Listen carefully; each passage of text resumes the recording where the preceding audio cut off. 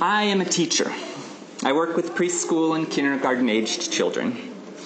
It is a role I fell into by way of a happy accident, but one that I quickly discovered that is that which brings me joy. I say work with or help instead of teach, because I am constantly marveled and often teary-eyed proud of the strength, the intelligence, the adaptability, the ingenuity, and perhaps above all, the bravery that these little children exhibit and demonstrate every day. It boggles my mind to think about these children who literally a couple of years ago simply did not exist. And now they are learning so much every day, in every moment. Learning, translating, performing both physical and social-emotional experiments, and then inwardly examining their results. I only half joke that I picture them in little white lab coats, that I get to work with the most talented scientists in the world. When my kindergarten co-teacher Heather asked me if I was excited for my upcoming trip to Nepal, I confided in her that while I felt the pull to get there as soon as possible, at the same time I feared what I might, or even worse yet, might not discover.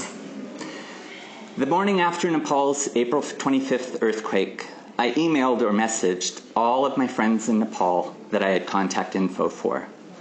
One by one, some right away, others a few days or weeks later, they replied, letting me know that they were okay. But there was one former student, Anita, that I never heard back from. A student whose family I had known for 11 years and had grown very close to. Emails and messages proved fruitless, and calling Anita's mobile number garnered only a recording in Nepali saying that the number was no longer in use.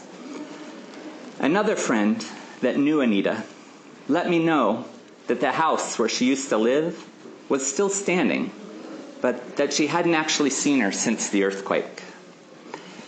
I knew that the quake had happened at about on noon on a Saturday, the day off from school and such, perhaps a day spent at home or out doing errands, visiting friends. I arrived in Kathmandu late on a Sunday evening. The next morning, I set out. I walked from my room to Balaju Bypass and then started along the long hammock of a road that is Monamaiju Marg. Through Balaju to Daragang, where 4 years ago, at the top of a long hill, this is where her family lived. I asked at a shop near their room, showing a photo of the family, but the people in the shop were new and they didn't know them.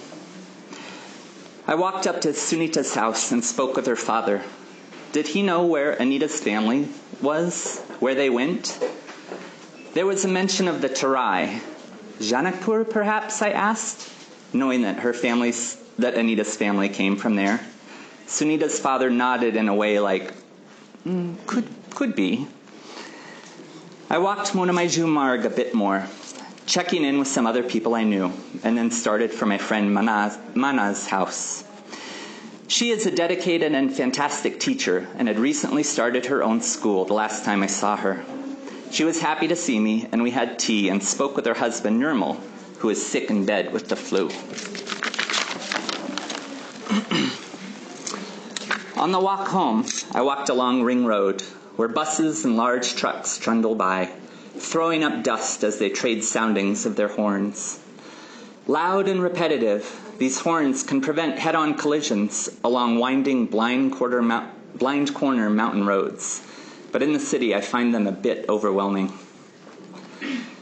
Janakpur. Having never been there, to me it is only a name. I know it is southeast from Kathmandu, down next to the border with India. I know it is hot there. I recall how Anita once showed me Janakpur's Janaki Mandir temple on the back of a rupee note and told me that her family lived only a couple minutes' walk from there.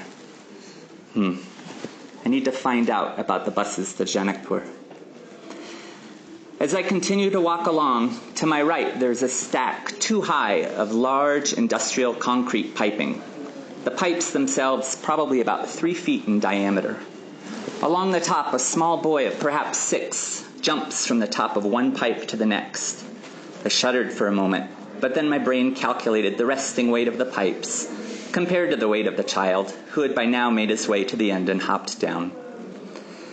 Just past the pipes, I am coming to the Ganga Chalachitra Mandir movie theater, a place I had come one Saturday years ago, felt the press of the crowd as it clambered to get inside the metal gate and inside the cavernous building for that week's show.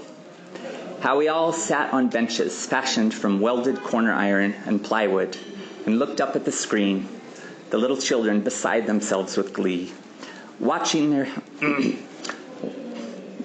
heroes singing and dancing.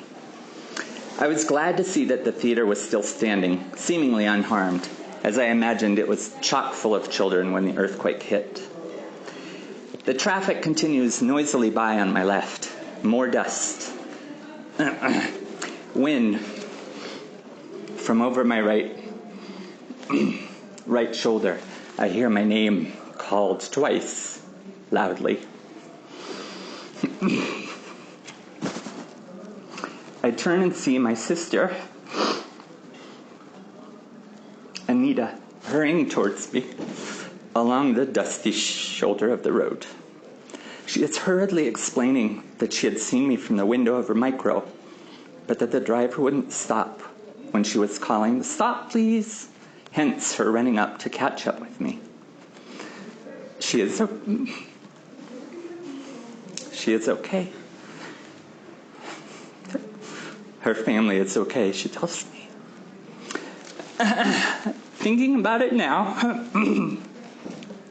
I think that the closest word I can think of is thunderstruck. All at once, surprised, so thankful, and so very, very relieved.